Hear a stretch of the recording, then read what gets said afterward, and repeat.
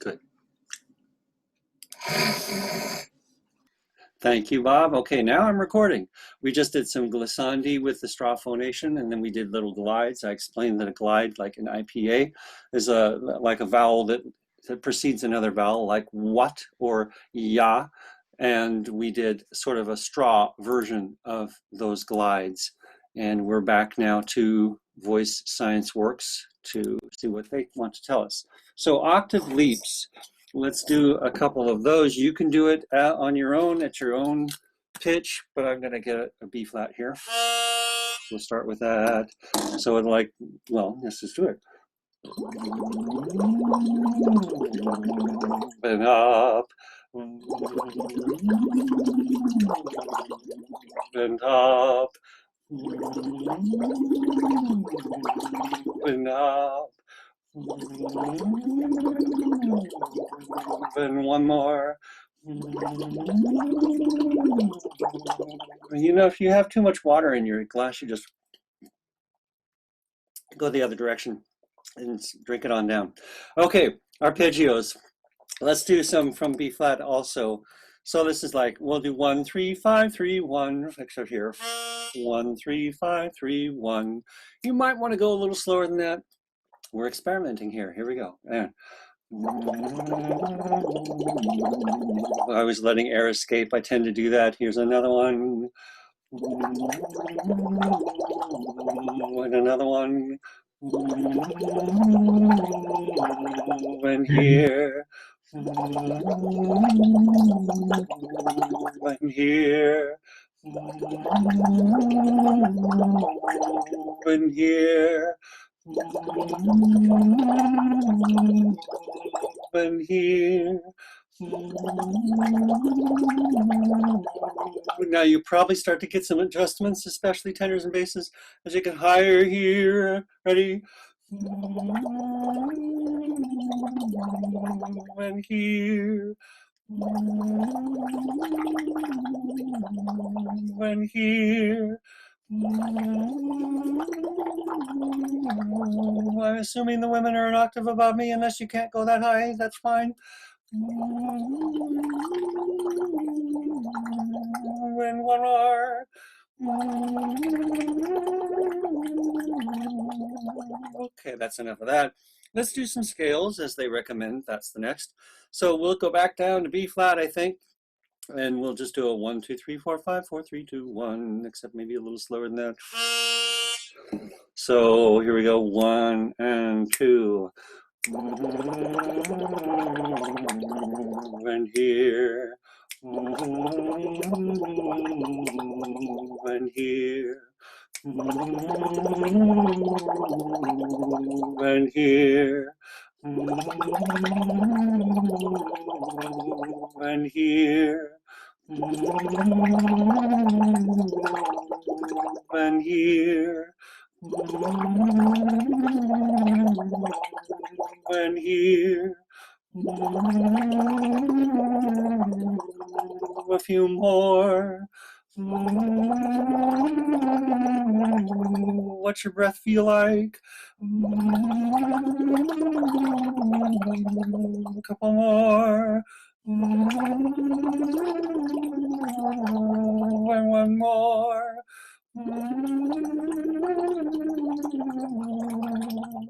I definitely feel myself adjusting as I use the straw, and I can feel tendencies that I would have usually to push hard up in that upper register to give too much power. Definitely helped by using the straw for me. Now, vocal fry is the next thing on the list here that we're looking at. And I don't know how many of you know what vocal fry is. That's when you talk like this on your low part of your voice and you get this roughness in your voice. And now I don't understand what they want us to do through the straw, how that would be done through the straw. We could experiment. So can you all try the talking? No, it's also called talking on your chords. People sometimes refer to it colloquially like that. And the thing is, a brief tangent, when people talk with vocal fry, they are tiring their voices out. There's a whole connected relationship between the lower your voice is, the more people take you seriously, the more authority you seem to have when you speak lower in your voice, as opposed to talking higher, and then people don't take you very seriously, right? So a lot of people, women especially, tend to talk low in their range so that they sound more authoritative. But that means that you're talking on your vocal fry, and I'm going to stop doing that now. So this is usually something that voice teachers would tell you to avoid, and speech therapists would tell you to avoid. So again, I'm not clear what they're suggesting will be helped by that, but hey, we can explore. You don't have to do it very much. That's not going to hurt you if you do a little bit.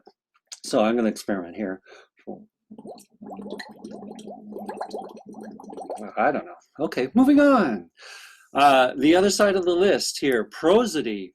Now, what I was thinking about with prosody, following the pitch pattern of how you speak, right? When I'm speaking in this context, and whenever I'm teaching, I'm always using a lot of inflection, to make things, to point out important points, and to keep the focus of the student with me, or whatever they need to be focusing on as I see it. People don't necessarily always speak that way with inflections, but you can. Also, I was thinking about Charlie Brown, right? Wah, wah, wah, wah, wah. There's prosody. That's following the pitch pattern of this teacher or adult figure. So if you want to imitate Charlie Brown, you can do that. If you want to imitate yourself, you can do that. I'm going to experiment here with that through the straw. So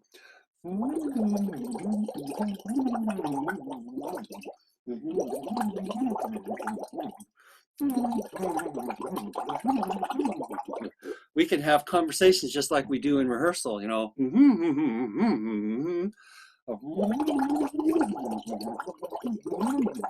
So just to point out that this is something that you can do and experiment with anytime. Think of different vowel shapes. This is going to tie into something we're going to do a little bit later in the rehearsal also, as that vowel shapes in your mouth have an effect, of course, on the way that resonance happens in your mouth, on the way that your airflow moves through your mouth. So when you use it with a straw, you're changing the back pressure as you shift your mouth positions to different vowels. And so that's something to explore now. So let's do some different vowels. You can choose whichever vowel you're thinking as you're strawing. Okay, so I'm gonna go.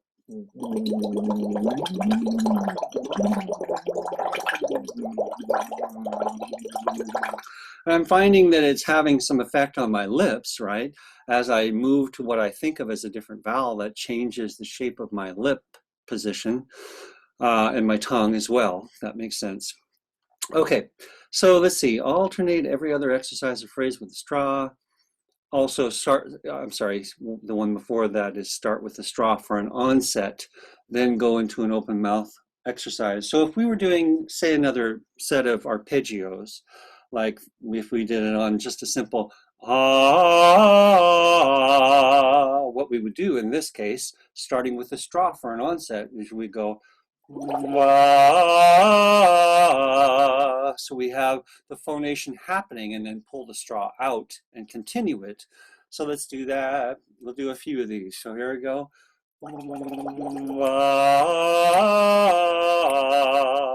Do another ah. Ready? And here. I notice I have a tendency to close my mouth. I don't think we want to do that. And here, and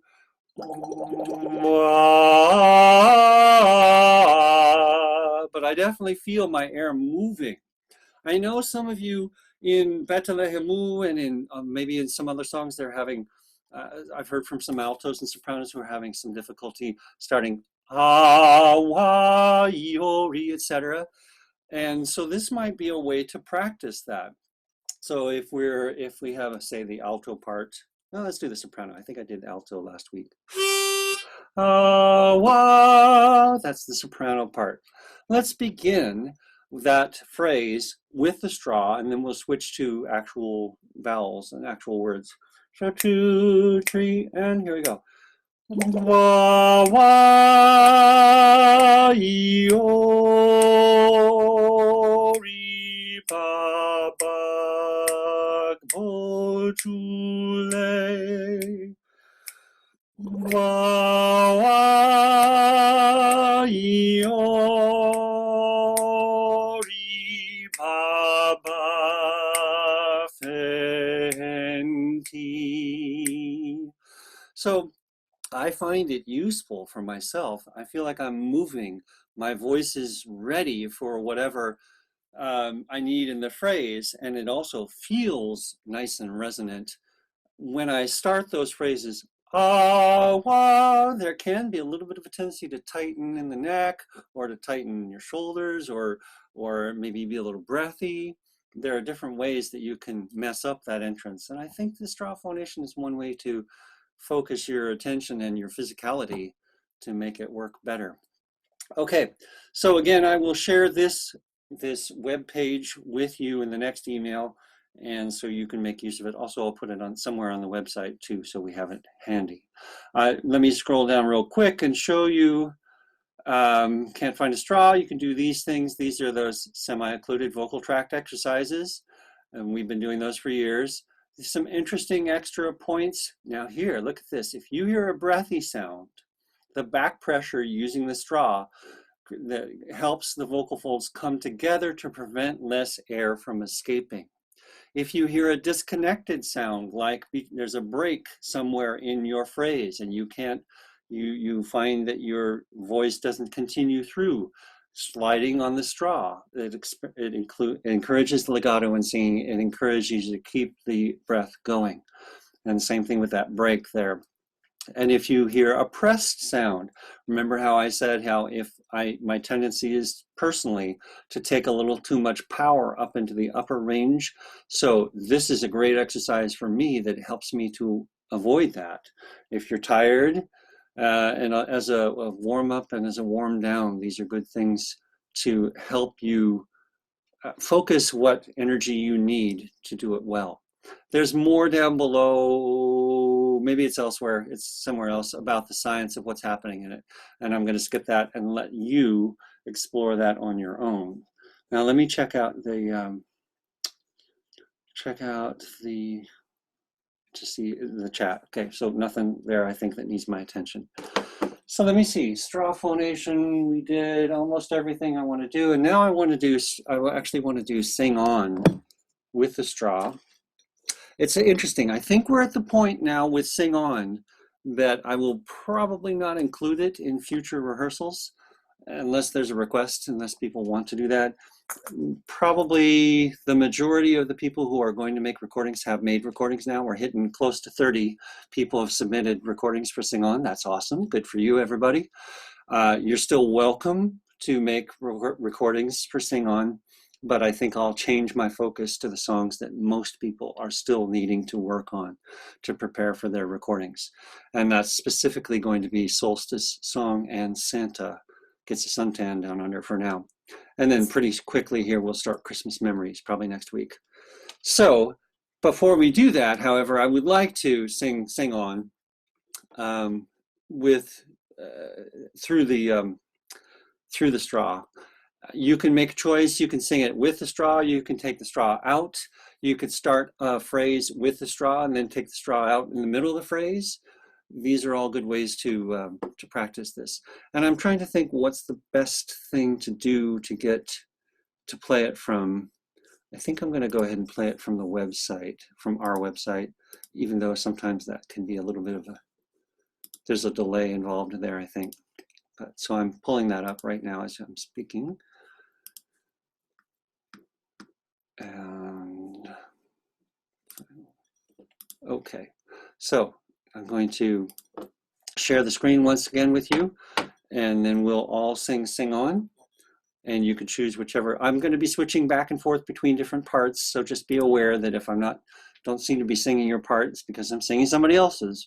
So are we ready? Does anybody have any questions about this or suggestions to make it even better or even more useful? Okay, so let's go ahead and here's Sing On. I'm going to share the screen with you. And here it is on our website. Okay, play. Here's the tenor part. You can hear it? Can I get a thumbs up? You can hear Sing On? Thank you. Oops, wait, no. I'm sorry.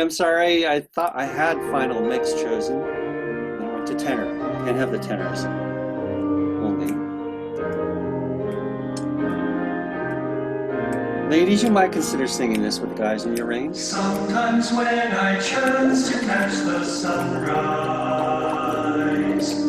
rising o'er the eastern range, something inside me winds up singing. Something inside me is changed. Ready, ladies?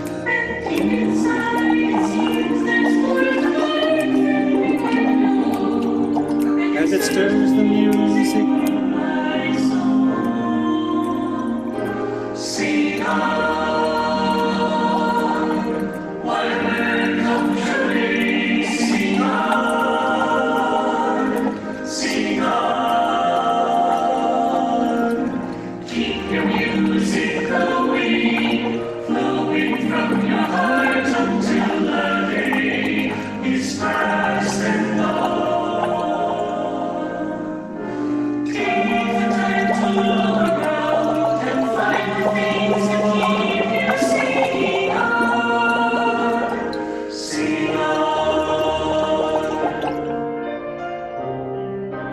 Okay, I'm going to pause this for just a second and come back to you all. Do you want to finish the song? Give me thumbs up, or is this like, okay, this thumbs up, basically. Okay, we'll finish the song. Here we go.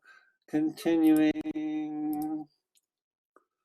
Here comes soprano altos. Sometimes as I sit and watch the sunset, sinking past the distant shore, wishing I could change what life has handed me, fearing I can't face what's in store. But deep inside I know I've got to learn where I go, and it stirs the music in my soul. Sing on, whatever comes your way, sing on, sing on. Keep your music going, flowing from your heart until the day is past and gone. Take the time to look around and find the things that keep you singing on, sing on. Sunrise and sunset, light will always rise and fall, ups and downs and in betweens, it happens to us all. So keep your music going strong. You'll find a way to carry on. Sing on, sing on, sing on. Comes your way, sing on. Comes your way, sing on, sing on. Music going on from your heart until the day, till this past has gone. There's always a way to find the things that keep you singing on. Sing on, sing whatever comes your way, sing on, sing on, sing on, and sing from your heart until your days is past. Sing on. There's always a way to find the things that keep you singing on.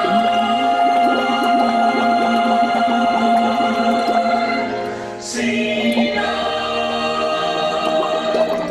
Find a way to sing.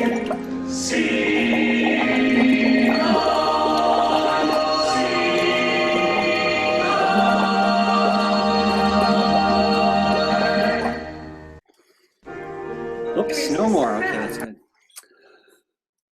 right, good. So, yes, let's all wipe ourselves off now. Okay.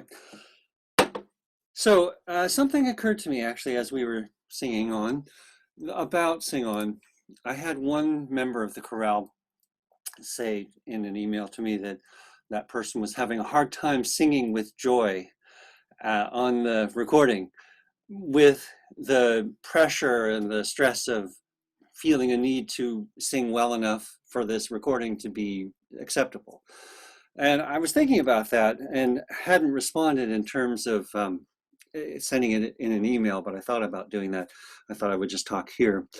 What I was thinking is, can you, when you are making your recordings, is it possible for you to do a little psychological trick on yourselves and get the recorder going, but forget about it after that, and remember, just focus on singing the song, just not focus on, is this recording going to be good enough, but rather, I love this song, I love singing this song, oh, here's that part that I really enjoy, oh yes, good, and there's that other part that I really enjoy, because I chose these songs with the intention that they would be ones that we enjoy singing. And so I'm hopeful that you can find your way to that experience of the song and let the recording aspect be just something that's happening kind of off to the side. Maybe that's only possible for the first 8 takes or so, and after that it's not. No, I'm joking. I'm joking. Although I know that you're doing many takes. I know that. I'm hearing that from you. But still, it's something to think about. And I used the example of Bill Nighy as the aging rocker in Love Actually, and every time he sings the same thing, he's into it again, and he's doing his best to put himself in character, in the feeling of the song. And I do that. I have a mirror right over here in this office, a full-length closet mirror, and so I'm often looking at myself when I'm recording, and I'm doing my best to enjoy. Let's have fun here with this song, and we can even pretend. I pretend maybe I'm being Bill Nighy or something like that. Who knows what I'm doing, but I'm enjoying the process. And if you can do that, I think that might be helpful. And also remember, as I've said many times, what you're presenting, what you're sending to me, what you are submitting is working. It's working. I'm excited about where we are with Sing On. As I mentioned, I think we're closing in on about 30 people submitting tracks. I still need more basses, not to put pressure on anybody in particular. I need more basses. I need probably more tenors and a few more sopranos. This does not mean if you're an alto, you're off the hook, right? If you're still thinking about recording, go ahead and record, right? But I'm definitely going to need some more basses and some more tenors as well. And that could also mean that you already did the recording and you do it again. And we have 2 Brians on the recording. Oh no, yes. We have 2 of different bass people. Actually, Ed already submitted, I think it was 2 Bethlehemous, right? Something like that. So, and that's fine. Just to get one in and then worry about a second. Yeah, that's fine. That's fine. Getting one in is fine if you haven't done one already. Don't worry about that. But to some extent, it's not obvious to the listener. I will make sure that it's not obvious to the listener that we have 2 of a given person on a given part singing. I'll hide those things. Did I talk about voicing? When did I talk about voicing? Who was I talking to? Okay, let's talk about that briefly. So voicing, we've talked about this in board meetings actually, and in other contexts. Voicing in choral music is when the conductor listens to the individual voices. Maybe he'll take or she'll take a subsection of the choir and line up all the singers next to each other, or maybe in a couple rows, and listen to them sing 1 at a time, or 2 at a time, or 3 at a time, listening to the quality of the voices. And I don't mean good or bad quality. I mean forward, dark, light quality, those kinds of characteristics. And the director will put people together based on how their voices will blend together. And you can do a lot with the choir to improve the quality of the sound that the group is putting out and that a given section is putting out by doing voicing. I have thought about it. We've talked about it. We've come close, but I've never done it. Part of the reason is because the long-term relationships in the chorale, people who are sitting next to each other and have been for 20 years and want to continue to sit next to each other. And I don't especially want to disrupt that.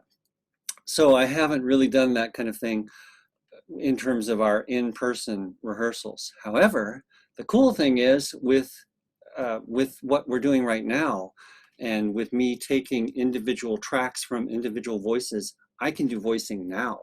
I can put, if we think about the sound spectrum, right, in your headphones as you hear a voice, I can put a couple, maybe I'll put all the sopranos over on this side, for example, and I can put the sopranos in different places, more or less left, more or less center, depending on how well they fit together. So this is something that I'm doing already. I'm starting to do that and hearing how voices blend best together, just in, for example, the alto section in Sing On. I've got 9 tracks, I think, from altos, or 10 on that. And so if there's a voice that's pretty strong, and I also, of course, have volume controls, right? So I can change the volume on a voice part.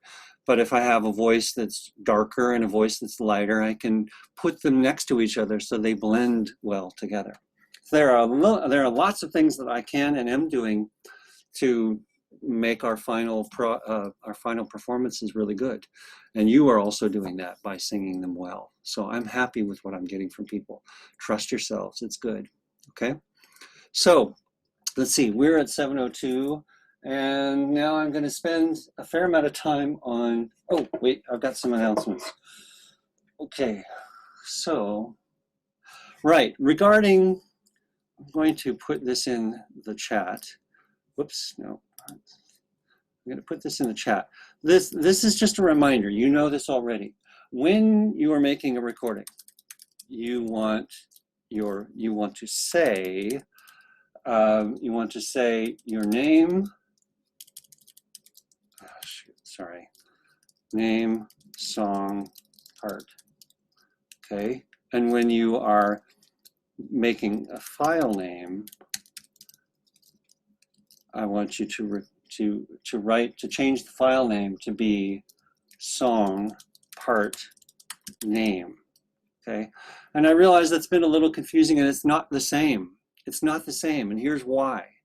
When I have a folder full of files that are all your audio tracks, I need to be clear which song it is, so that they'll go into the right folder. And I want them to sort based on the section. So I want it to be Betelehemu, alto, Brenda, or something like that. Hi, Brenda. So, so that way I'll make sure that I put all the Betelehemu files are obvious, and I'll put them in the Betelehemu folder, and then they'll automatically sort alphabetically, and so it'll be altos and then the basses together, and then the sopranos and then the tenors. So they're all sorted together. Now, as opposed to in Logic Pro, when I have your tracks there, each one of them is labeled. I need to hear your voice saying who you are first. That's the most important thing. I want to make sure that I know whose track this is, and I won't necessarily see the file name there. So that's why I'm asking you for 2 different formats, depending on what you're doing, whether you're making a file name or whether you're speaking into the mic at the beginning of your recording saying, this is Adam singing the tenor part for, this is Adam singing Betelehemu tenor part, or something like that. Okay, and I'll reiterate that in email, and I'll reiterate that in the instructions. All right, moving on. What is that? Oh yes, Solstice song video click tracks are up on the website. They're available. So we have Santa now, and we have Solstice, as well as Sing On and Bethlehem. Those 4 songs are all ready for you to record. That leads to, we are not going to be able to do piece in this concert. I learned that Fred Bach Music Company, who is the publisher, Fred Bach was the arranger actually, and the music company has some we don't care. I've discussed this with the board. We don't care for the requirements that Fred Bach Music Company has for us in terms of making those recordings. There are a whole set of licenses which we could handle. That would be okay. It wouldn't be that expensive. But that's one complication.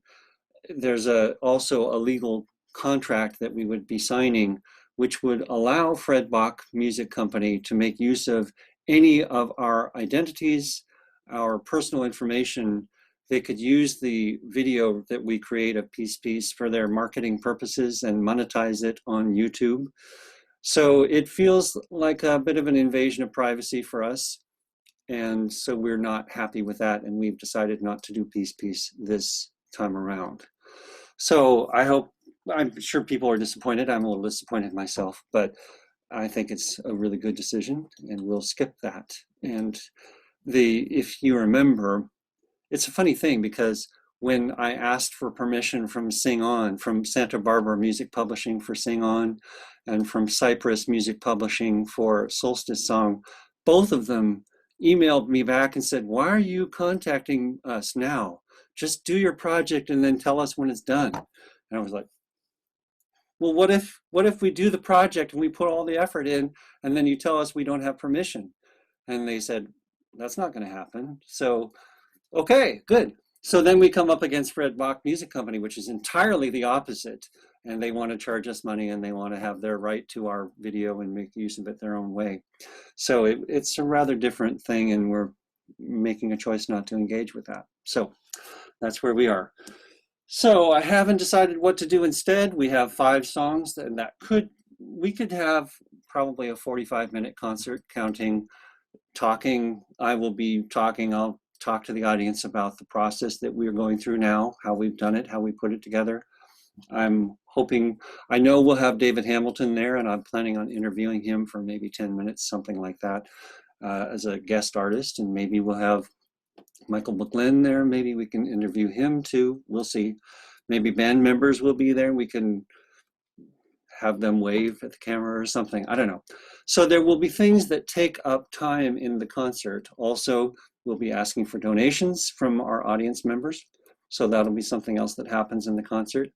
I'm not sure if we need a 6th song or not. I will take a poll right now. I'm interested in seeing what people think of this, although you have to go with my vision here. What if we were to do a sing-along of Silent Night? What would happen is Stephanie would play an accompaniment to Silent Night, which people could just listen to and think, oh, that's so beautiful, and they don't have to sing at all. Or everybody watching could also be singing along with Stephanie's accompaniment at home, singing Silent Night. That's what I kind of thought would be fun. So I also thought it could be weird, it's like, because we won't be synced with each other, right? And it'll look a little bit odd in that way. But on the other hand, lots and lots of people love Silent Night, and probably the love that they have for the song will show on their faces as they sing it. And it'll be something that we share together, just like we do in our usual concerts. So that's what I'm leaning forward right now.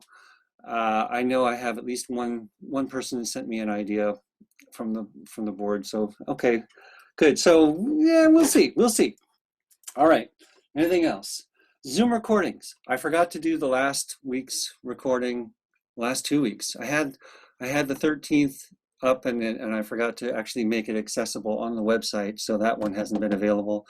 And then the one from last week I forgot to upload. So I'm curious, how many of you are actually listening to or going back to the Zoom recordings from the rehearsals? Okay, I'm seeing a few hands.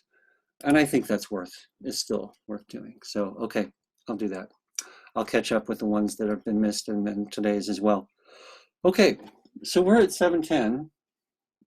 Probably we should take a break. Shall we take a break right now? 5 minutes?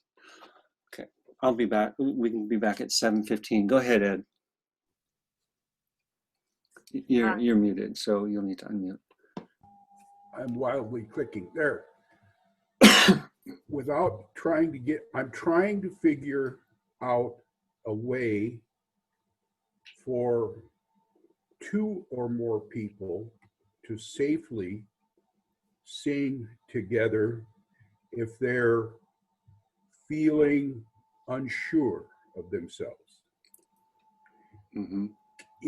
Can your software, if we had two people listening to one click track, singing into their own cell phone, knowing sound might bleed between the two phones, is that acceptable to your software, do you think?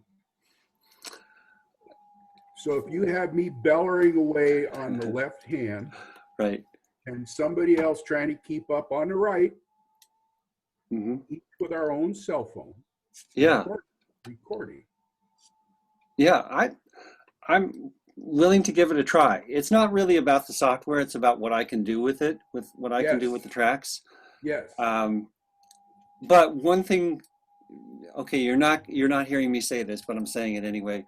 The thing about the bleeding in of the accompaniment, that we want to avoid, actually, it's the same as the accompaniment that's on the recording anyway. So it's just going to be kind of reinforcing that accompaniment. So probably that can be sort of subsumed within the overall sound of the accompaniment, and it's going to work.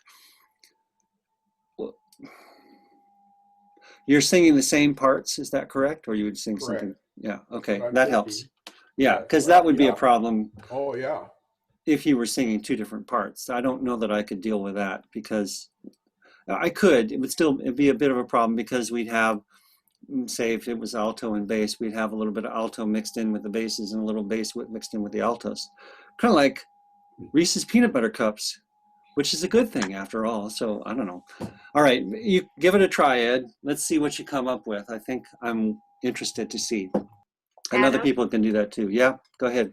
I just wanted to say that maybe in your next letter to everybody, you could mention that these last two Zooms are going to be up and on the website, because for people that aren't coming to them, it would be really a nice thing for them to keep up with all the vocal exercises that we're doing and things to keep their voices in shape, even though they're not singing with us now. So maybe Yeah. you could just mention to go online and listen to them.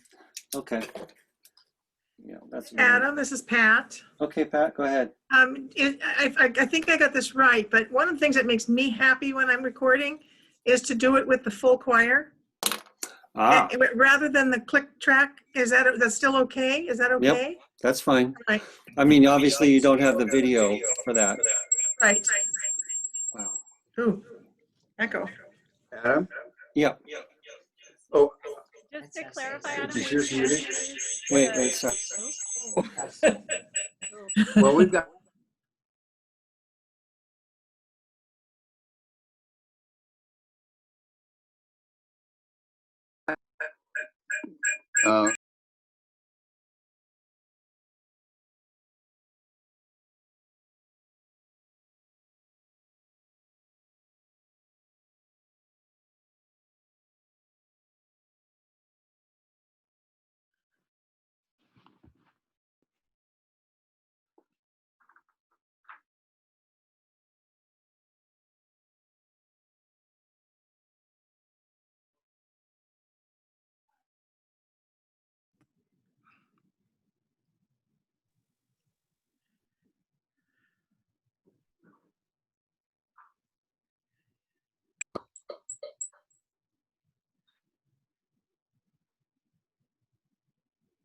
Adam, you're muted.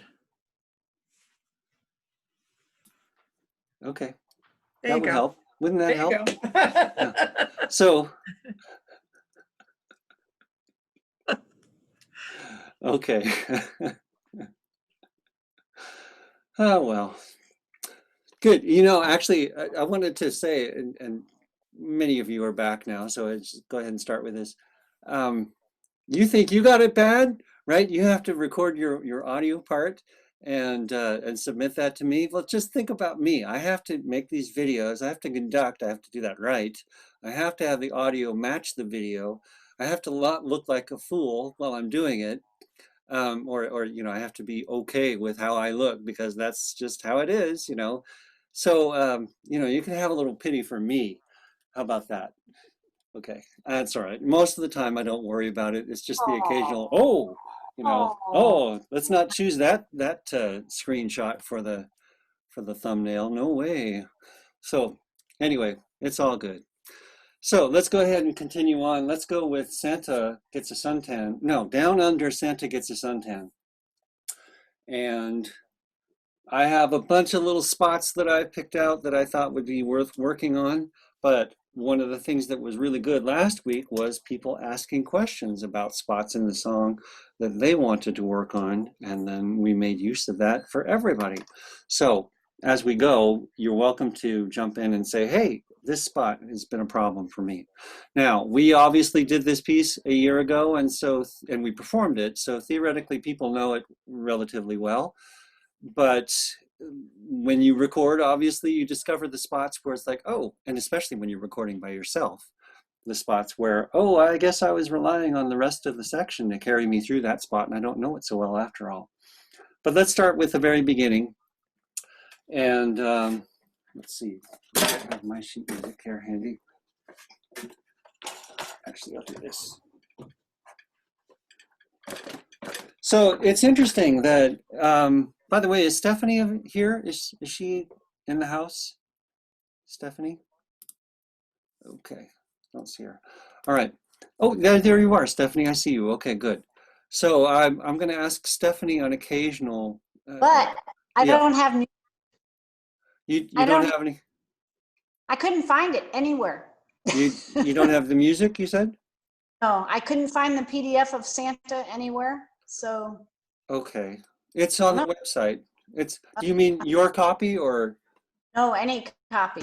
Well, okay, that's available on the resources on the website. So resources. Okay. Yeah. I'll be back. Okay, that's fine. So we don't need her at the moment anyway, except that when we sing, let's see, Down Under Santa Gets a Suntan, There's No Snow at Christmas, No Snow, measure 6, 7, and 8. What's happening there is a shift in the harmony, and it's kind of a little bit surprising, perhaps, to you. You don't necessarily know where you're headed with the pitches. Also, the tricky bit about no snow being separated and clear, so they have to have the right pitches and you have to have them at the right time. Let's start just with speaking from measure 5 through measure 8. We're actually going to stop on the word in, okay? We'll just stop there. So it'd be like Christmas, no snow, in. That's how much we're going to do. And the point is to make sure you have exactly the right rhythm.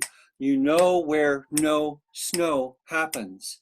Here's measure 5, 2, 3, and speaking. Christmas,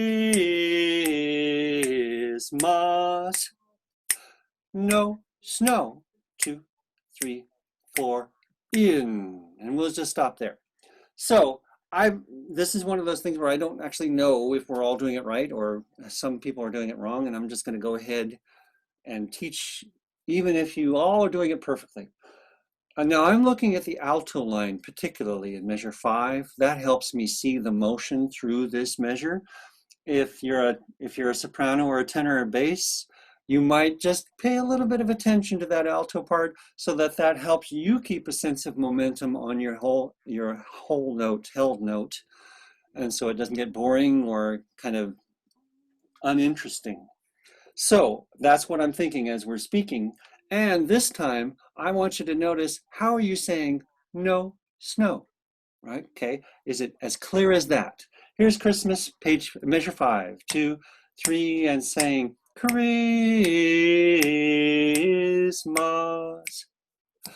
no snow, 2, 3, and in. Now, I was thinking about no snow, and I was realizing one could say no snow, right? You could actually have like a 16th note pickup with the N. If I did like this, let me sing that alto part. So, that's not an E flat, that's an E natural. Christmas,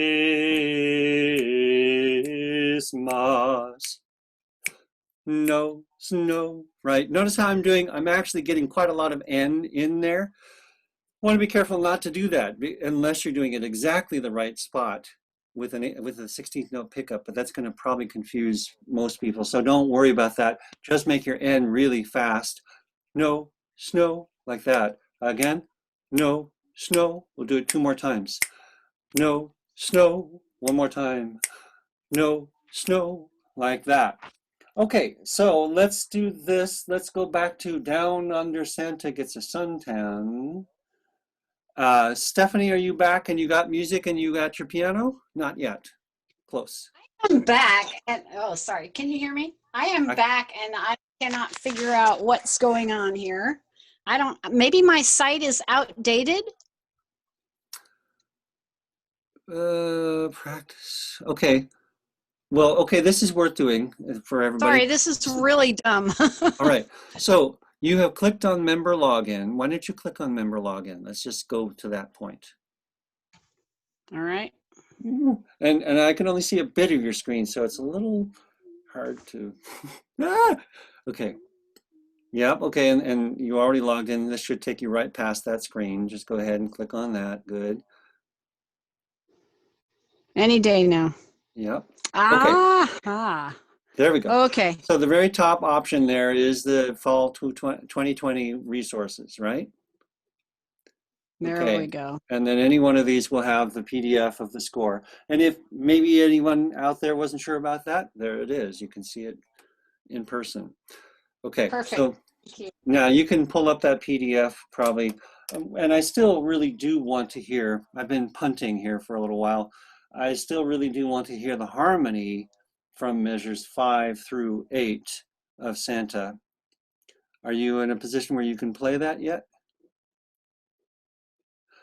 So while she's getting that ready, I'm going to jump over and I'm going to get Santa close. I hope I wanted to save that. Okay, I'm going to jump in and get Santa going here on Logic Pro, so you should be able to hear that. The thing is, it moves faster. And what I'm looking for Stephanie to do is to really dig into those harmonies and help you hear how they change gradually, which you may not be able to hear so well when I play Logic for you. So Stephanie, jump in when you tell me when you're ready to go. Meanwhile, I'm going to share the screen, everybody. You're seeing Logic? Give me a wave that you can see Logic. Okay, thank you. Okay, now back to the beginning. Here's where we're starting. 3. Can you hear? Okay. Santa gets a suntan. Listen to the bass line. There's no snow at Christmas. No snow. Right. So the basses we're going. Let's see if we can solo them. There's no snow at Christmas. We're changing key right here. No snow. And now we've resolved. That was no snow was 5-1 in the new key, which is D major. Sorry, no, that's the 7. It's the 5 chord of the new D major, which is in measure 8. Sorry, too much detail, I realize. Let's go back. Stephanie, I'm still looking for you to be ready at some point here. So let's, yep. Okay, so here we go. Santa gets a suntan once again. It's a suntan. Hear how the harmony changes. There's no snow at Christmas. No snow. Now you realize actually on that no snow, I did those pickups. I did the little bit of extra N, so it's voiced no snow. And it would be great if you could do that. If you can't, that's all right. There will be enough people who do that it will hear it anyway. But it's the reason why I'm making such a big deal out of this is because it rhythmicizes that section. It makes it so it's part of your sense of the rhythm of the overall phrase. If you put that in the right spot, that helps you keep track of the rhythm and keep track of the beat. So that's why I'm focusing on that. That's one of the trickiest things about this song is that there are certain places where the rhythm is going to be a surprise to you. Not a surprise, you know the piece, but that it's it requires preparation in advance and not a kind of, not a kind of panicky getting into the phrase, but rather I know exactly where it's happening. I know exactly where the beat is, and I know how to prepare to be there. Stephanie, how you doing? I'm ready. I just can't let you know somehow. I don't think you can hear me when you've got Logic Pro. That could be. Okay, so I'm going out of sharing. And Stephanie, what I want you to do then is play in a kind of arpeggiated, florid fashion, the chords from measure 5 through measure 8. Okay.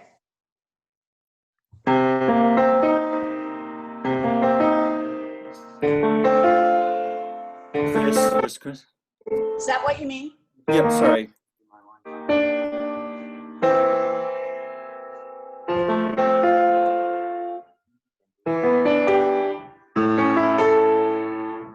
Good, thank you. And oh, sorry, and one more chord at measure 8. I've realized I have to keep my mouth shut when she's playing because otherwise it's totally distracting. Sorry about that.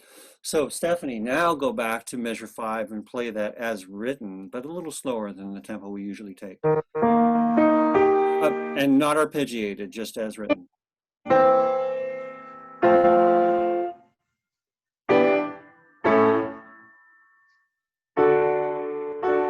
Okay, good. So that's the idea. I'm just looking for you to hear the harmony, know the section, know it well so that you can come back to that point and sing it exactly accurately. And this is going to be simpler for some sections than others. Sopranos don't have anything to worry about here. It's not hard.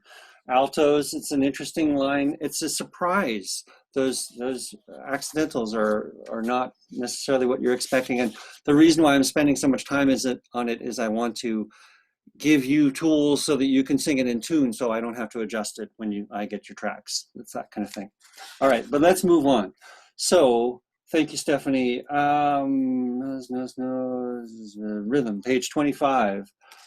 Remember the pages are kind of weird in here, so it's actually the second page is page 25. Now we're talking about rhythm. So, and barbecues all light. When I did a new track today, I recorded a speaking track that's now available on the website also, of me speaking the rhythm. Remember that everybody has the same rhythm throughout the piece. Well, there's one exception, one bass place where it's a little different, but basically everything else is the same.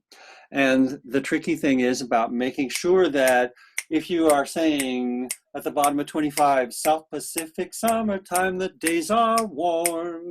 1, 2, 3, and barbecues are light. I don't want a sense of, is it now? Is it now? Hesitation, or now it's fast. I don't want you to be rushing that. I don't want you to be slow behind it. I just want you to feel 1, 2, 3, 4, and barbecues are light. Let's do that again. Here we go. 1, 2, 3, 4, and barbecues are light. Let's go back 2 measures. South Pacific, we're going to start there. 2, 3, and South Pacific summertime, the days are warm. 1, 2, 3, 4, and barbecues are light. 'Cause down under Santa gets a suntan. That's pretty straightforward. Rudolph puts cream on his nose. Again, down under Santa gets a suntan. It's off to the beach. Throw off your clothes. Okay, so basically after and barbecues are light, there's nothing else that's really complicated or tricky or surprising. I think, and then off to the beach, we talked about that last week, and throw off your clothes, same thing there.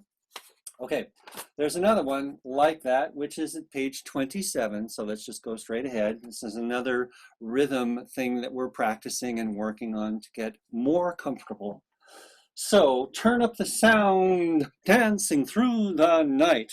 I'm really hoping, oh, by the way, Ruth, I meant to say, Ruth Backlund, you got me a Santa from Hawaii, and I think I'm not going to use that one. I'm going to talk to David Hamilton and see if we can get a Santa from New Zealand. Because I thought the New Zealanders would look at that and they'd say the sign that says, Melakam, I can't remember how you say Merry Christmas in Hawaiian, but it's on the sign there. And I thought, that's not New Zealand, for many of our fans in New Zealand. So I'm going to talk to David and see if I can get something from him. And I was even thinking maybe we could get some pictures from David from his choir of New Zealanders enjoying Christmas in the summertime on the beach, dancing through the night, etc. Various pictures. We'll see. But meanwhile, I want you to have in your minds, as you're singing this, I want you to have that party atmosphere in your mind, the summertime late night dancing thing. That's what we're talking about at the bottom of page 27. So turn up the sound, dancing through the night, you know, with that kind of DJ voice or something. Let's do this. Let's speak from There's No Snow at Christmas in the middle of page 27. And we haven't actually talked about that rhythm. Let's just find out how you do first. So there's no snow. 1, 2, 3. There's no snow at Christmas in the South Pacific summertime. Friends come round, turn up the sound, dancing through the night. And we'll stop there. So turn up the sound. Part of the trick to making sure you get dancing correct on that rhythm is to make sure that you sing sound the full length that it calls for, all the way to the first beat of the next measure. I'll do that right now. Turn up the sound, dancing through the night. You notice I do that quite intentionally on the recording. I'm very focused on making sure that rhythm is accurate and interesting and exciting. So think about it again. You do it this time. Turn up the sound. 1, 2, 3. Turn up the sound, dancing through the night. You're not going to have time to take a breath there. You don't need it. You could take a breath after friends come round. Turn up the sound, dancing through the night. That's all you need is a little bit of an articulation moment there between sound and dancing. You don't need a breath there, I don't believe. So let's do this again from There's No Snow at Christmas in the South Pacific summertime. Here we go. 1, 2, 3. There's no snow at Christmas in the South Pacific summertime. Friends come round, turn up the sound, dancing through the night. 'Cause down under, we'll stop there. And you notice also, friends come round, turn up the sound. There's a pattern, there's a relationship between those phrases, which I make use of when I speak it to help me make them similar to each other. Okay, let's see, dancing through, and I'd love to have you be kind of smarmy, cheesy, dancing through the night, you know, like that, something like that. Let's go back to There's No Snow at Christmas in the South, and we'll sing unison together. Here's your F, I think that's enough. Thank you, Stephanie, good. All right, here we go. 1, 2, 3. There's no snow at Christmas in the South Pacific summertime. Friends come round, turn up the sound, dancing through the night. 'Cause down under Santa gets a suntan. There are parts now. Rudolph gets cream on his nose. Down under Santa gets a suntan. It's off to the beach. Throw off your clothes. All right. So I wanted to point out something else while we're here, while I'm thinking about it. At the top of page 28, this happens, of course, 3 times. 'Cause down under Santa gets a suntan, that little phrase there.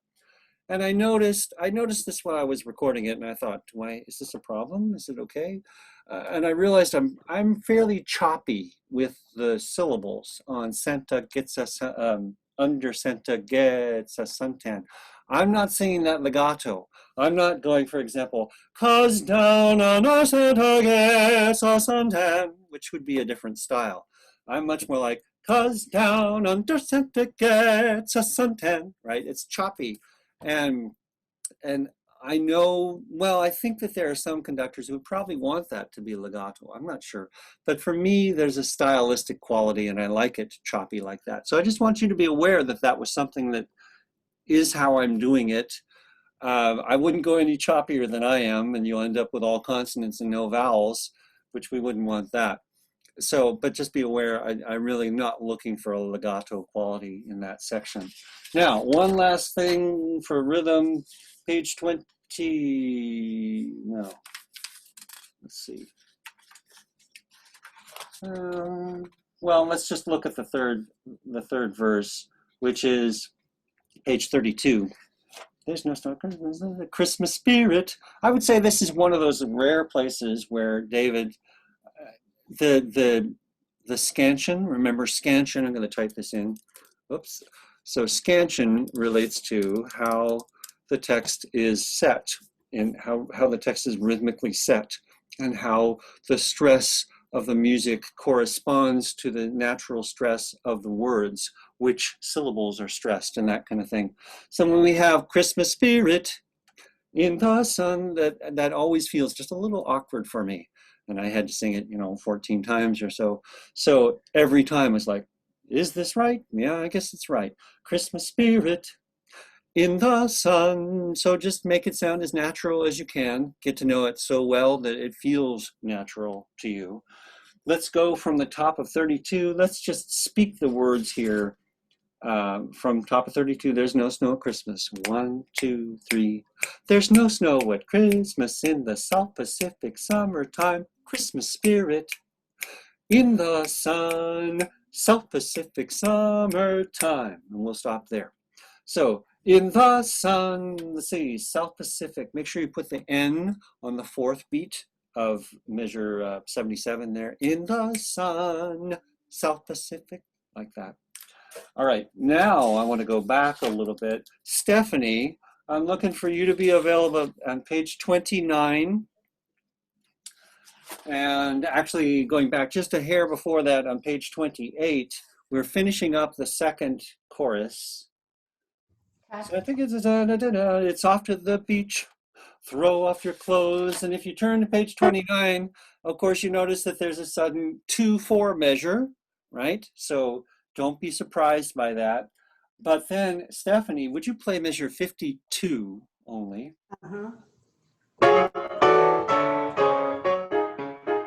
Right, okay, and actually play measure 52 again, Stephanie.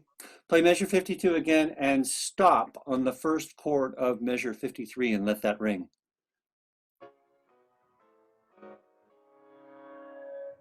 Right, so there's you need to get used to that harmony there, how the harmony shifts so that you know what note to come in on. And the third measure at the top of page 29 on We Don't Mind Tradition. Now, I'm giving you that pitch in the practice guides. It's there for you, but I would much rather have you know how to find that pitch on your own. And you don't have to worry about that, but I want you to understand how this shifts. So Stephanie, go ahead and take it at a slower tempo at the top of page 29, first measure. Let's hear that whole interlude, please.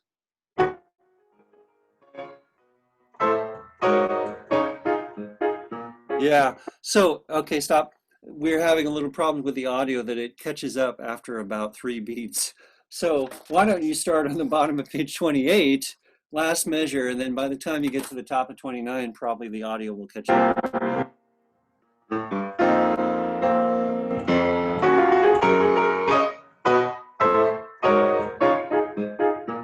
We don't, yeah, okay. And Stephanie, can you do this now also? Can you do that one more time, starting at the bottom of 28? I think that worked pretty well. And I would like you to count out the counts loudly as you're playing. So we hear the 2-4 go by and we hear the 4-4. 1, 2, 1, 2, 3, 4. 1, 2, 3, 4. We don't. Yeah. Okay, good. So I just want you to be used to that so it doesn't surprise you. It's like, what is that 2-4 doing in there? Let's go back now a little bit, and I'm going to take over. Thank you, Stephanie. And let's go from top of page 28, third measure. Rudolph puts cream on his nose. You might have to go around practicing puts cream, puts cream, puts cream to get that all out. Okay, we're going to speak that, and we're going to go on through page 29 and get used to that transition there. Here we go, 2, 3, and Rudolph puts cream on his nose. Down under Santa gets a suntan. It's off to the beach. Throw off your clothes. 1, 2, 1, 2, 3, 4, 1, 2, and 3. We don't mind tradition. 1, 2, 3, and now we've got our own 1, 2, 3. You'll see the Christmas tree twinkling in our homes. And then we have, now Stephanie, bottom of page 30. Mhm. Can we hear that transit? Can we hear that interlude right there? You're picking all my favorite parts. Okay, good. Yes.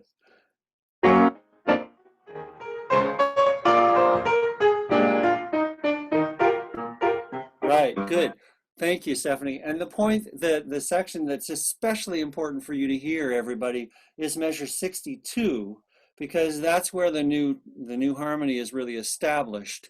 And so by that time, you need to be listening and hearing the next pitch that's about to come up, your B flat. Can you do that one more time, Stephanie, from 61?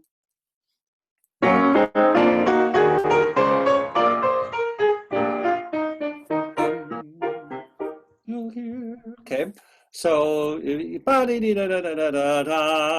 then you're going to sing the fifth. You'll hear Christmas songs about. You'll start on that pitch. Yeah. Okay. Good. So, how many of you are finding? I remember when we rehearsed this last fall, that some people were not always accurate in terms of the quarter note entrances as opposed to the eighth note entrances, or the places where there's no pickup at all, because it changes from phrase to phrase. So that's one of the things that you can practice either by speaking along with me on that track, or working on your own, or working with the sung version as well. But that's it also helps you to be thinking about what are you saying in each phrase, because that's going to inform the kind of pickup that you make. We don't mind tradition, and now we've got our own. You'll still see the Christmas tree twinkling in our homes. Okay, so let's go back to the top of page 29 on that third measure there, and we'll start with we don't mind tradition. Just speaking. 1, 2, 3. We don't mind tradition. 1, 2, 3. And now we've got our own. 1, 2, 3. You'll still see the Christmas tree. 1, 2, 3. Twinkling in our homes. Then we have the transition into a new key. And 1, 2, 3. You'll hear Christmas songs about 1 and 2 and 3 and 4. Sleigh rides in the snow. But Christmas time down under is different because you know. And we stop. Make sure that no is held all the way out to the end of the measure, the bottom of 31, last measure. Okay, and it's also helpful for me, I find, to be hearing these little Christmas tunes in my head. So there's music, you can see it in the piano part, you can see the notation, like for example at the top of 31, first measure, bum, bum, bum, bum, bum, bum, bum, right? There's our, what song is that? Right. To the newborn king, right? Okay, I was not getting it. And then da dee da da da, right? At the measure 67. Okay. Yeah. And then measure 69 at the bottom. Ba ba ba ba ba. It's kind of, yeah, kind of a little bit of wait. Da da da da da da da. Yeah. Joy to the world. Joy to the world, right? Okay. So if you know those, then that becomes part of your playfulness in the song. The more familiar you are with all the things that are going on in the music that complement what you're doing, the more comfortable you can be with your own part. That's why we're focusing on this right now. Now, what I want to do is go back and we'll go into logic. I'm going to play the logic for you, and then I'm going to shut up, and you're going to sing. We'll do this spot that we've just been working on, the transition, the sort of bridge section, if you will, on page 29. I think I'll start, if I can, on page 28. I have to figure out where that is. Okay, actually, before I do that, I haven't asked for any questions. Are there any questions? Okay, for hands. All right. Okay, so I'm going to go share the screen with you and go back into logic. And let's see where we are. Though with Christmas in Let's do him on his nose, right. Okay. down under Santa gets a suntan. It's off to the beach. Throw off your clothes. I think that's 1, 2, 3, 4. 1, 2. We don't mind tradition. And now we've got our own. You'll still see the Christmas tree twinkling in our homes. 1, 2. You'll hear Christmas songs about sleigh rides in the snow. But Christmas time down under is different 'cause you know. Let's just continue. 3, 2, 1, 2. There's no snow at Christmas in the South Pacific summertime. Christmas spirit in the sun. South Pacific summertime. 'Cause down under Santa gets a suntan. Rudolph puts cream on his nose. Down under Santa gets a suntan. It's off to the beach. Throw off your clothes. Let's just go ahead and listen to this.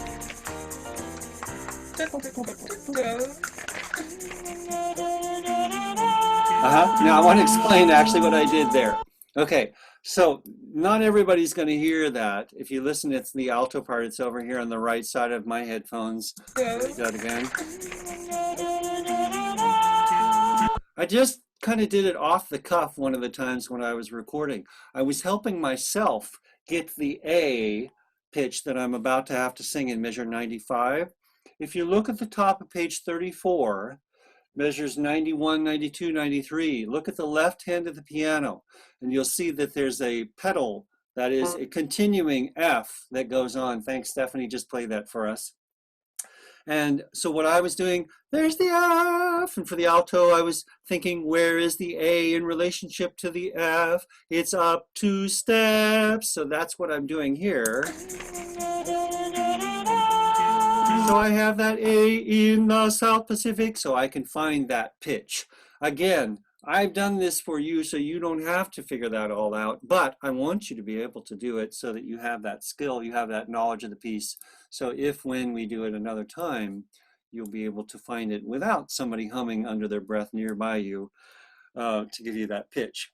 Okay, let's go hear that section again, and you can hum your own tune and figure it out. Throw off your clothes. There it is.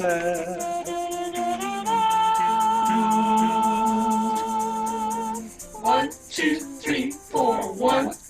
In the South Pacific summertime. Now you notice that I've made that last note on time twice as long as it's written. So just keep that in mind. Maybe make a mark in your score right now so that you see that and you remember that. I just like that. Well, sorry, David. I like that better. So, okay. So let me jump out of here and see if there are questions from anybody about, okay, I see Ed, hang on, and looking for any other hands. Okay, that's fine. Ed, go ahead. I always have to find unmute. It's just dawned on me I'm stumbling. So, and this happens a couple of places. Page 28, we sing Down Under Santa Gets a Suntan.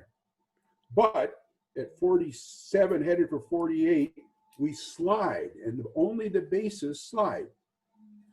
And I don't think I'm sliding very well. I'm tempted to sing 2 A's, which isn't right. And it's gonna show up in your quick track stuff. That's right. Good. Okay, thank you for pointing that out. And you remember, everybody, when I said that basically everybody has the same rhythm throughout the song, except for one spot. That's the spot. When the basses they get their ahead of your a suntan.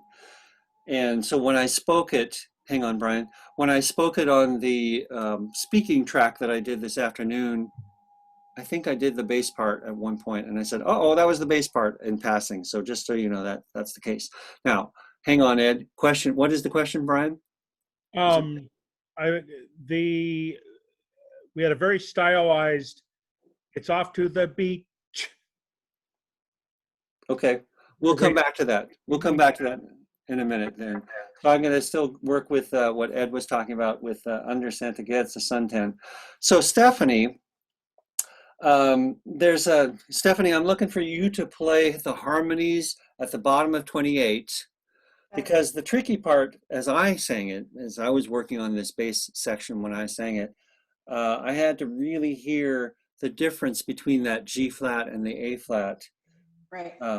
So Stephanie, take it really slow. Just measure 40, actually start in 46 so that the audio has time to catch up with you.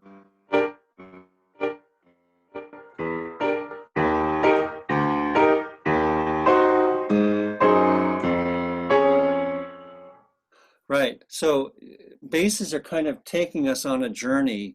They are responsible in a way for the harmony shifting there. Of course, it's happening in the instruments too, but the basses really lead us into the new harmony. So if I were to sing, I'm going to go back to Rudolph puts cream on his nose. So Rudolph puts cream on his. By the way, just want to point out that that is unison with the sopranos on their melody until your nose, until the last note on nose. Rudolph puts cream on his nose. Down under Santa gets a suntan. So it's, I think of it a little barbershop-ish, kind of gets a suntan. There's some kind of leaning into the harmony there that I'm looking for. Basses, sing with me. Anybody else who wants to sing the bass section? Top of 28, third measure. Rudolph puts cream, 1, 2, 3.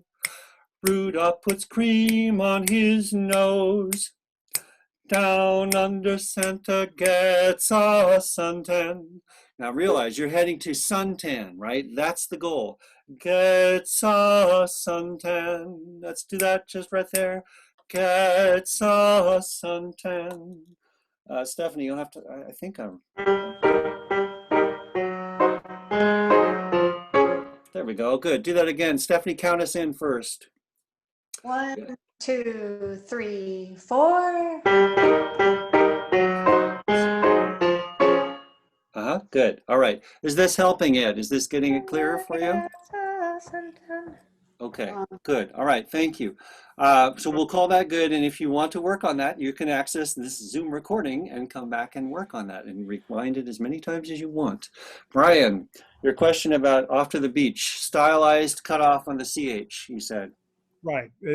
I found myself doing it, but I wasn't sure, it says it's a new time. I wasn't sure if we were still accenting that quite the same way. Yeah, I talked about that, I think, before, and we practiced that last week.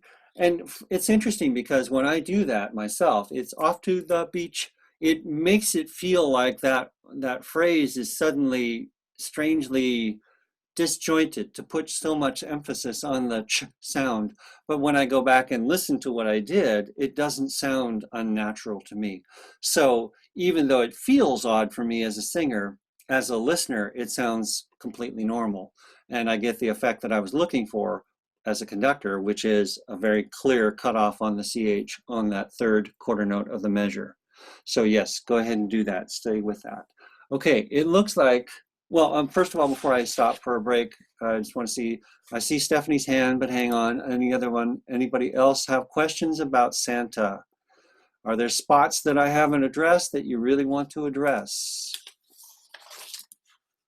Okay, Stephanie, what did you have to comment on? Just on off to the beach. I think that was really helpful that you said it was on beat 3, because last week I'm not sure people knew exactly where it was. Off to the beach, right on the. Let's do that for a moment then. Let's just practice that just to make sure it's really clear. And we're going to go to page 26. That'll work. Okay, any of those spots will work, but this one will work. So we're going to start at measure 28, pick up to 29, down under Santa gets a suntan.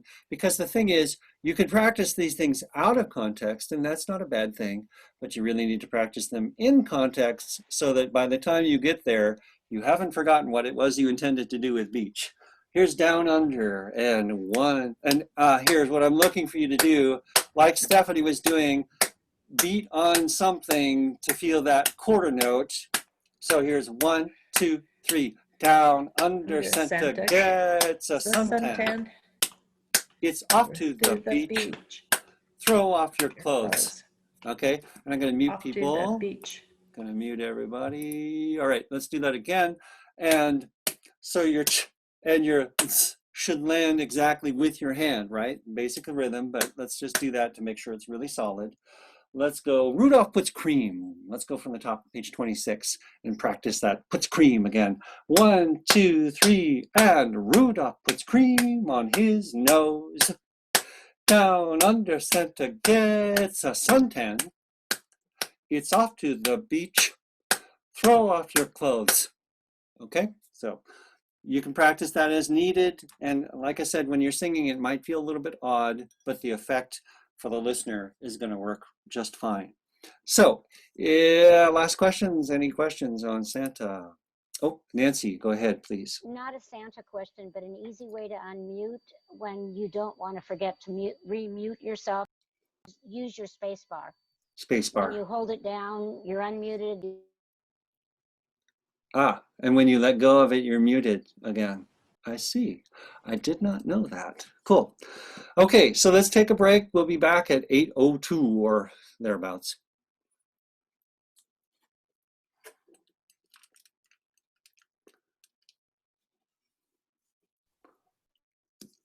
It's doing it. I hold it, it'll Yeah. stay on.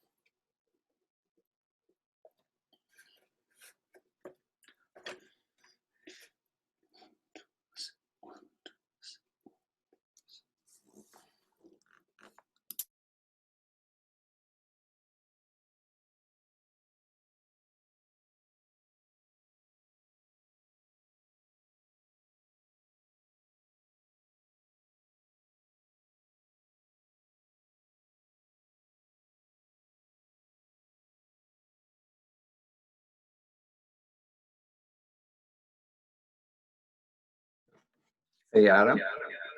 Whoop. Whoop. Tom, when are we going to do this broadcast or this concert? It's Friday, December 11th at 7:30. Got it. Thank you.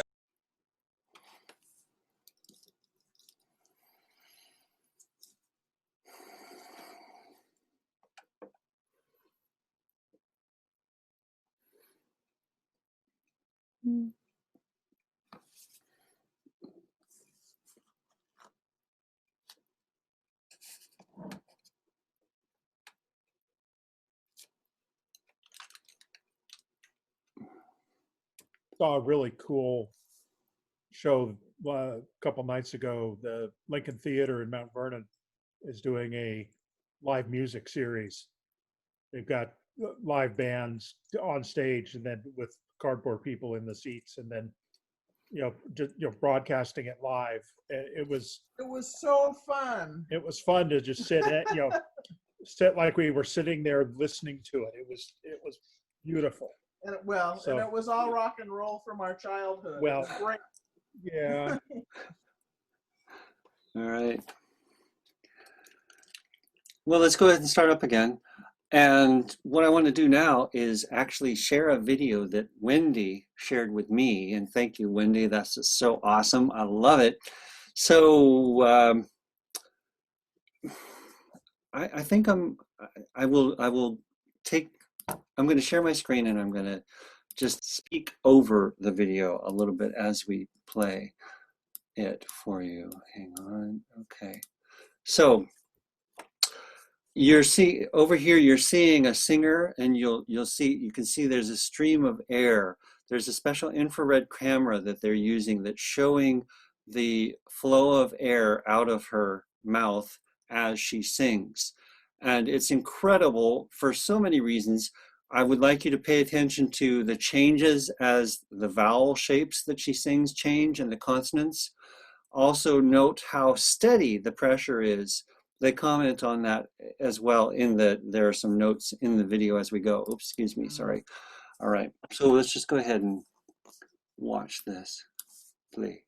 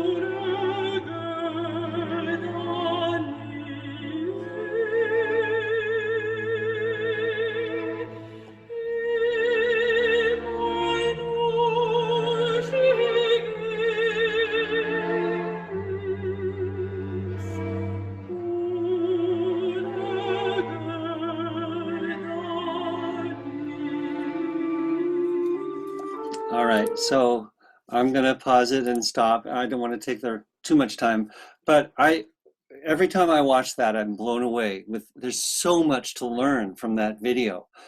Part of what we can learn is our experience of COVID and aerosols spreading because we're using our breath and we're expelling it out. And I did skip a spot where it shows the length to which the airflow is extending out of her. And it's important to keep in mind, this is not a powerful song. It's powerful emotionally, but it's not powerful in terms of loud or forceful. And if it was, she would be shooting farther out than she is. But aside from COVID, there are interesting things to be learned about from this video, because it shows a singer who is so well trained and so in command of her breath, that she has that steady, continuous airflow, that vowel quality, that tone that continues. And that's what I think all singers should go for. That we should all be trying to achieve that same sort of quality. I love when she sings the ahs, especially. You see the richness, the thickness of the air coming out of her. She is using so much. I lack the words to describe it. And so I encourage you to watch the video. I'll share it with you in an email and on the website too. But I think it's really interesting. Also, you notice it said something about plosives lead to faster airflow.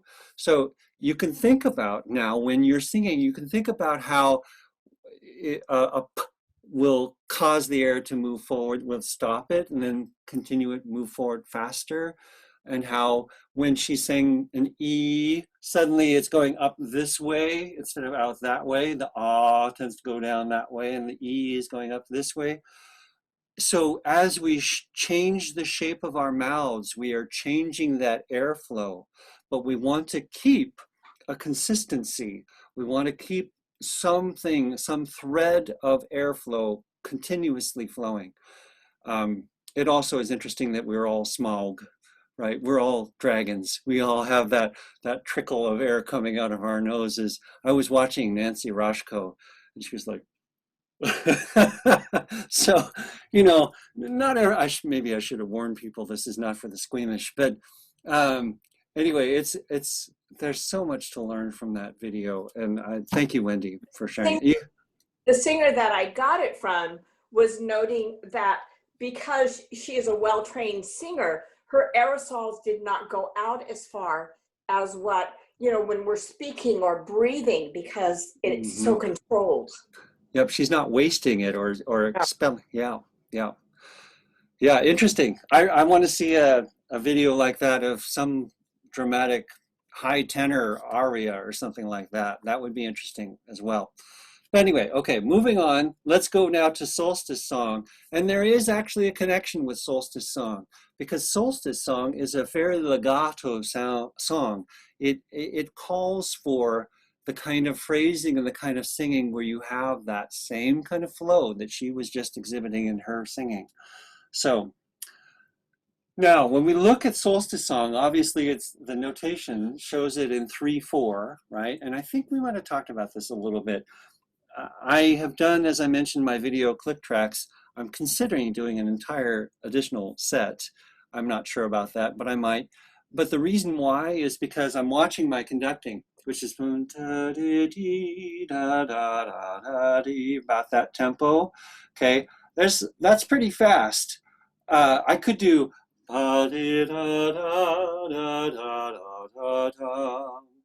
I could conduct it in 1 instead, and that's what I'm thinking about doing, because there's a different feel. If you feel it in 3 as opposed to feeling it in 1, it's 2 different qualities, and it's really important, I think, that everybody find the quality of 1, or even pairs of measure. 1, 2, 3, 4, 5, 6. 1, 2, 3, 4, 5, 6, because that's the way the song is structured. So, like, for example, to see that structure in action, take a look on top of page 3 at the tenor and bass part at letter B. You can see that your pitches change at every 2 measures, right? So the harmony is changing on the 2 measures there. And if you're thinking, if you're a tenor and bass, then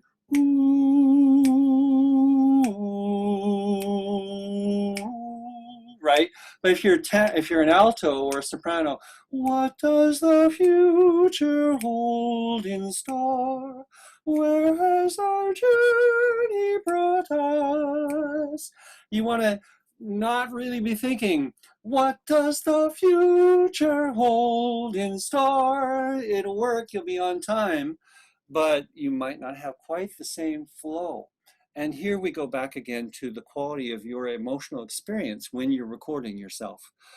If you're worried about 1, 2, 3, 1, 2, 3, then you're much less likely to actually enjoy yourself. Now, all this said, there is another need in the song, which is kind of a little contradictory. It's possible to put them all together, but where those cutoffs are, they're different from phrase to phrase, right? And those cutoffs need to be at the right time, but they also need to not make you worried about them, right? So I want to do a little bit of work on feeling the cutoffs on the various different beats of the measure. Like, for example, the very first phrase of singing, deep in the darkest winter night, right? The T of night is going to be on the third quarter note of that measure 10, 11, 12. So that has to be in the right spot. So 1, 2, t, 1, 2, t. Can we practice that? Can we say that T on the third beat? Count out the 1 and the 2. Say the T on the third beat. Night, night, night. Now you notice that's my upbeat, right? If I'm conducting in 3, 1, 2, 3, 1, 2, 3. And I love to say it that way with that kind of inflection, because that, for me, that conveys a sense of uplift. I'm not cutting it off this way.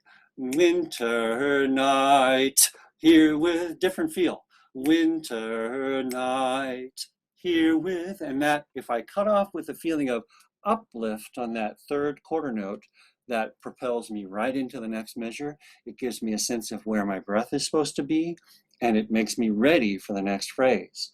So let's speak that. Tenors and basses, go ahead and speak that part with the sopranos and altos at letter A.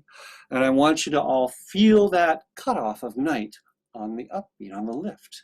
1, 2, give you 2 measures. Deep in the darkest winter night, here with my candle burning, cozy and warm inside the light, now that the year is turning. Now, turning and burning are on the second beat. The cutoff for them is on the second beat of the measure, right? That's a different feel. Burning, right? So we want to make sure that we make that distinction between the cutoffs on the second beat and the third beat. And did I have...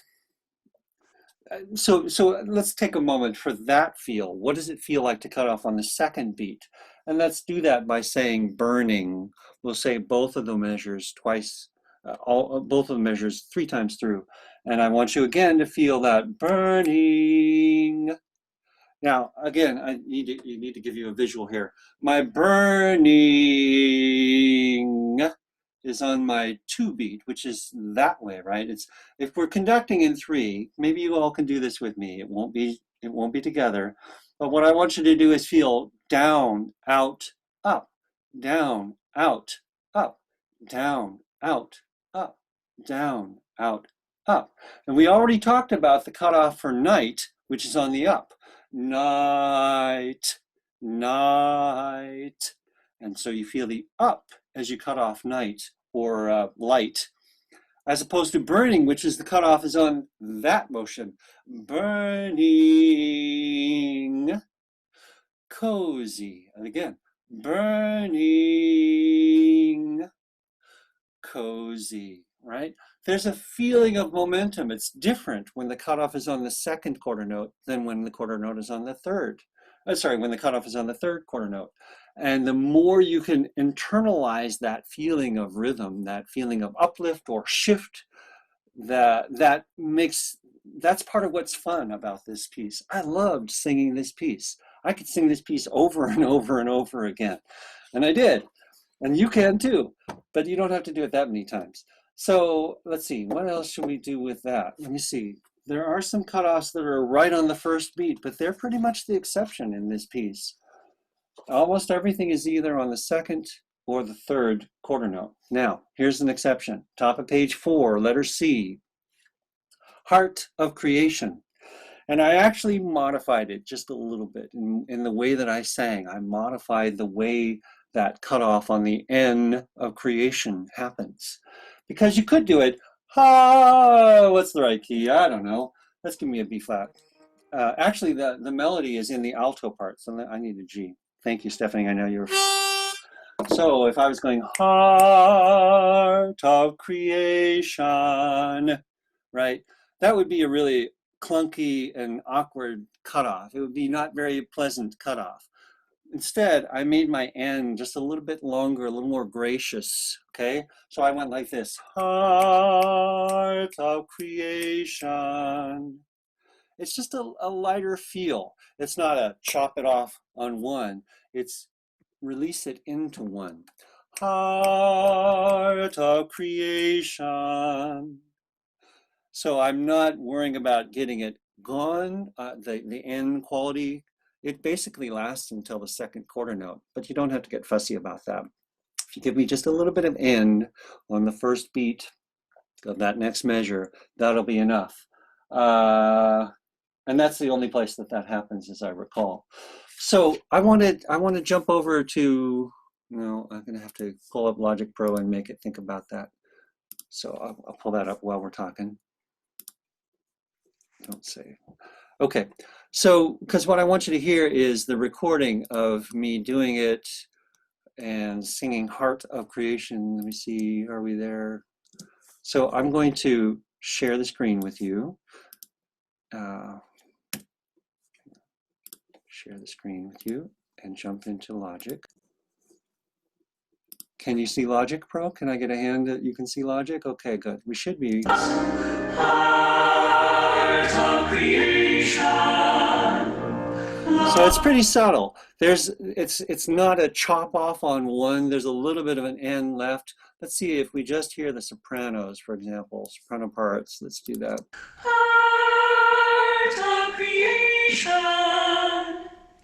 It just hangs on just a little bit. I don't want to make too much of a fuss about this, but it's all about the quality of ease that you can bring to this song.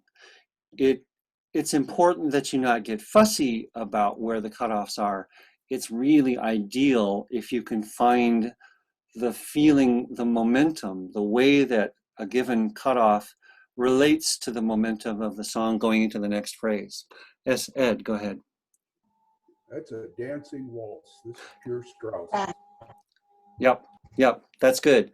I like it. Actually, what I had in mind, I had two different images in mind for it. One was the carousel, you know, the horses kind of going in a circle. So it's got both the sense of flow, it's got the little vertical, and it's got a sense of circularity as well. And then I was also thinking about stars, you know, moving, wheeling, and that kind of dance of the stars. So, all right, so let me see, what else do we want to talk about? Let's see, it's creation, stars. Playful, I wrote a note here, it's playful. Let's go to page 5.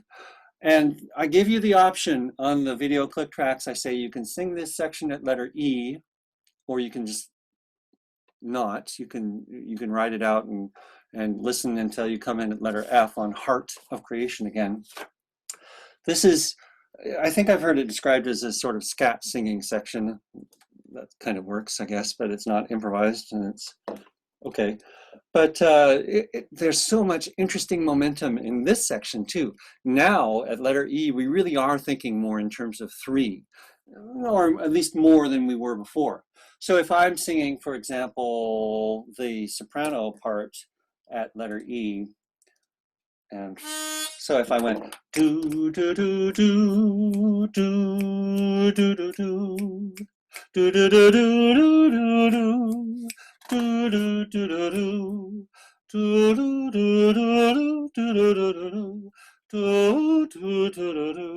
do do, right? There's so much playful stuff happening in that part. It's fun. You can feel that, like the top of page 6, the second measure. I lost my track of where the A flat is. It's here. See how there's a pair of related phrases there? Sorry, yeah, go ahead and give me that A flat again, Stephanie. Right, so and then there's another one. If you can think, I'm going to add, and I'm going to add more, and it's going to be fun each time. And then the basses, right? So do do do do do do do do do do do do do do do. Do do do do do do do do do do do do. Do do do do do do do do do do do do do do do do do do. There's so much fun in every part here. I would think each one of you would want to sing all 4 parts of this section. You could if you wanted. So let's experiment with this. Let's go back, because I'm curious how many of you are going to make that attempt to sing this section. And, you know, will there be some of you who find it just to be too hard to work on that? And that's okay. But let's go back up to the top of page 5, Peace and Goodwill on Earth is Ours. I'm going to try to get to that spot. I'm going to share the screen again and go into the logic again and use that section. Let's have the sopranos not be solo. Yeah, I'm not going to have you play that for that, Stephanie, because it's a little hard to hear. Yeah. So that was just about right there. Let's go back up. Top of page 5. Go ahead, jump in and sing. Let it be our decision.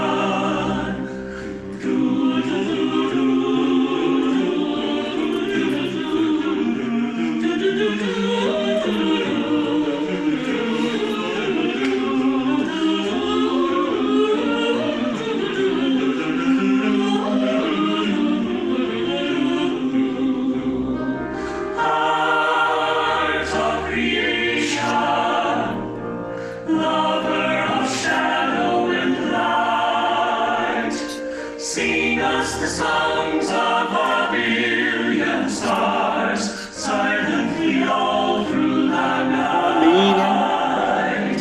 Even the darkest winter night, here with my candle burning, cozy and warm inside the light, now that the year is turning. Feel how the year is turning. Do, do, do, do, do.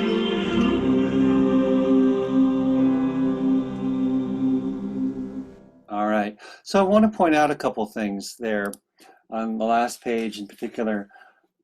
Stephanie, you might remind me. Well, basically, I'm going to say there's no slowing until measure 122, 3, 4.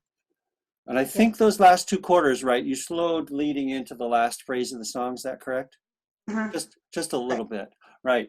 So I can feel in myself when I sing this, a little bit of a tendency, a desire to slow down the measure 121, feel how the year is turning, or even the phrase before that, now that the year is turning. The word turning, I want to take a little bit more time. If Stephanie and I were in the same room and all of you were in the same room, we might have done that. But it was really important that we have clarity about where that beat was. And so we didn't do that. And Stephanie did just what I asked for. So that means that only the last phrase really is affected by a retard. And it should be pretty clear, I hope, on the video click track that I'll show you exactly where to come in. But I just want you to be prepped for that, to be aware that in measure 121, feel how the year is turning, even though there's an emotional quality there that I'm hoping you'll bring out. We're not going to slow that phrase down. So everything that you can bring to that phrase in terms of the emotional, feel how the year is turning. There's a melancholy aspect to it, right? But it doesn't have to be melancholy, but that's one way to interpret it. But anyway, the point is, make sure that you interpret that only vocally, only quality of tone, not in terms of tempo.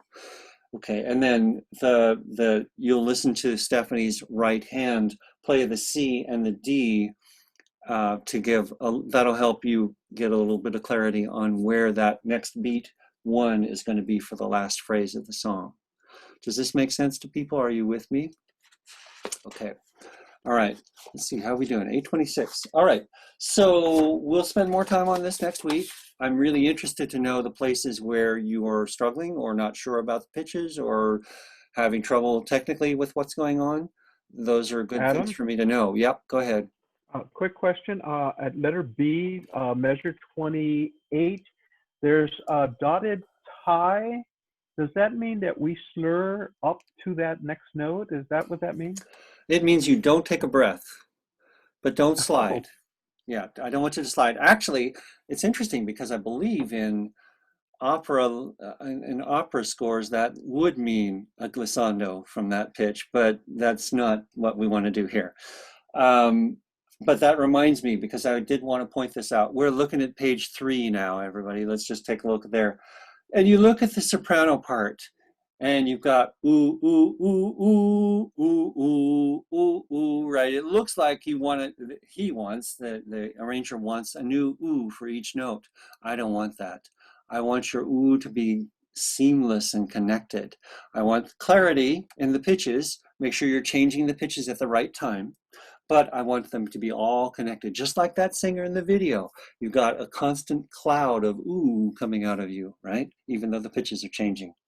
And that's true in other spots as well. There was yes, on the bottom of page 7, when we come back to that ooh there for the sopranos and tenors and basses, that ooh also needs to be seamless. But I want to sing for the sopranos here. At letter G, bottom of 7. One more thing about momentum and the way that this song feels. It's like, ooh, ooh,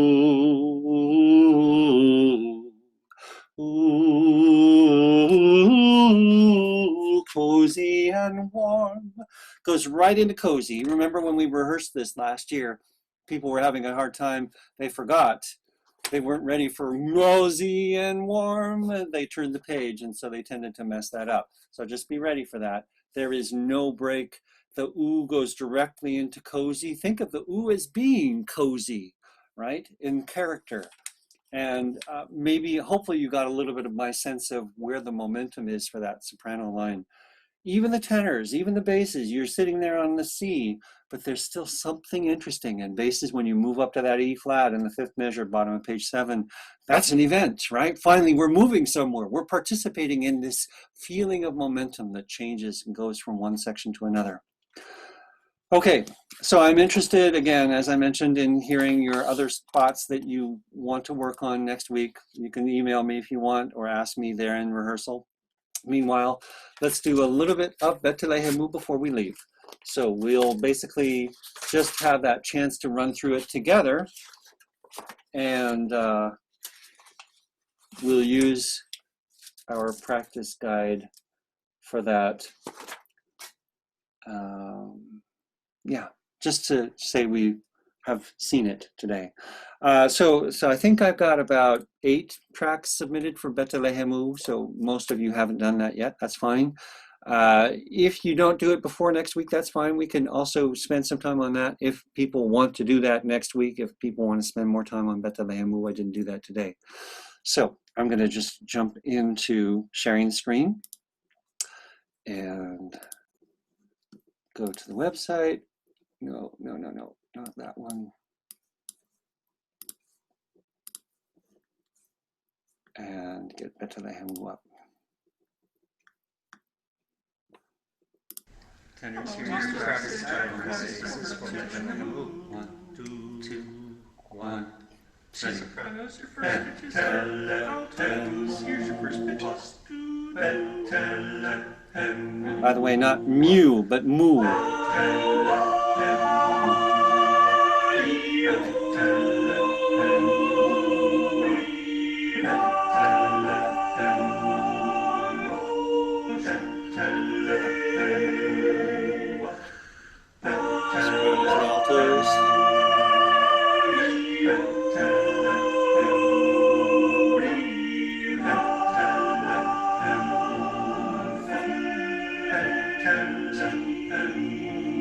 Steady, smooth.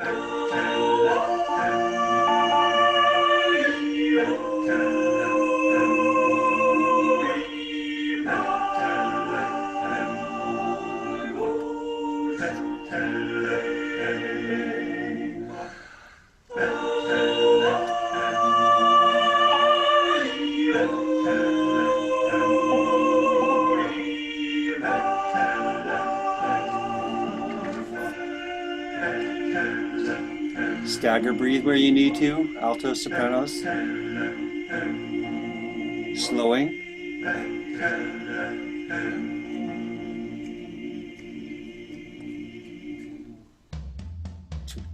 Feeling the rhythm. 1, 2, 1. 2, 3, 4. Yori Baba Kochule, Alpha Yori Baba Fehenti, Alpha Yori Baba Kochule, Alpha Yori Baba Fehenti, Ibola, Ibola, Ibola, Ibola, Ibola, Ibola, Ibola, Betele, Muiluara. Mi bella viva papotaju, petele e muiluara. Mi bella viva papotaju. Ian, mi puno. Ian, mi puno. Adu per puno. Adu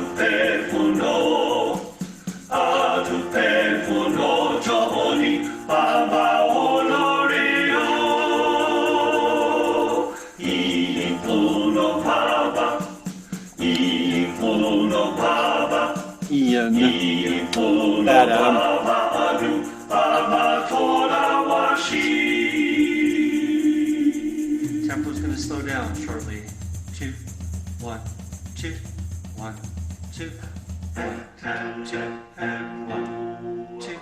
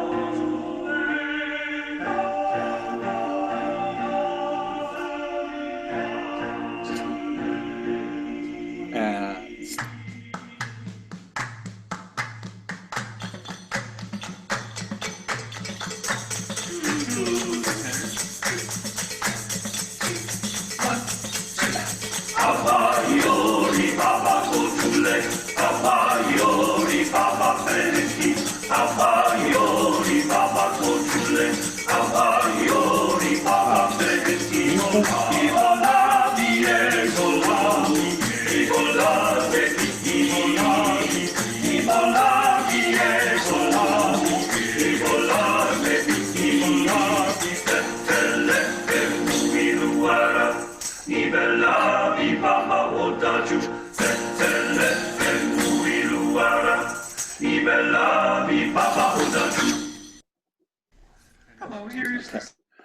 All right. Good for you, everybody. Thank you. So, I realized after the fact, like 5 seconds ago, shoot, I should have had you bring your phones out, push record, and just record just to find out what happened. And maybe we'll do that next week. We'll see. But there's a certain freedom in doing it off the cuff when you're not expecting it, right? When you don't have time to set up your expectations. So anyway, thank you, everybody.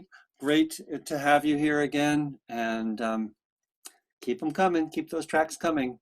Sounding great. Adam. Thank you all. Adam, I just put thumbnails for last week and this week in the Zoom recordings folder on Dropbox. Thank you. That's good. That'll be helpful.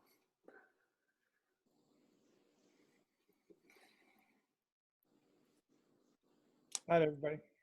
Good night. Hi, everyone. Yeah, you don't have to be, I should have said, you don't have to be muted when you say good night to everybody. Good night. Thank you all.